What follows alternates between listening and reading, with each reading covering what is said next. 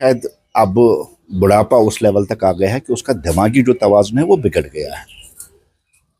वो वजीर आजम जिसने भारत में नेक्सलिज्म खत्म कर दिया, वो वजीर आजम जिसने कश्मीर जैसी जो टूरिज्म का हब था, जहां आए रोज यहाँ अटैक्स होते थे, लोग मरते थे, हड़तालें होती थी, पत्थरबाजी होती थी, बम ग्रेनेड चलते, कश्मीर को उन्होंने टेररिज्म फ्री कर दिया। और उस जैसे महान हस्ती, उस जैसे युग पुरुष, उस जैसे आदमी पे टेररिस्ट की लेबल लगाना या बुरे शब्द इस्तेमाल करता, मैं समझता हूँ ये अब लास्ट स्टेज है कांग्रेस की बौखलाहट का, कांग्रेस की हार का।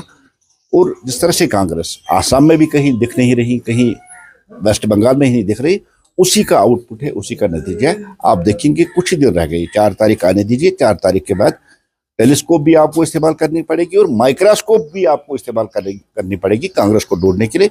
इस तरह से देश के लोगों ने कांग्रेस की इन्हीं हरकतों और इसी लैंग्वेज, अनपार्लियामेंट्री लैंग्वेज, गाली गलौज को उसका जवाब दे दिया।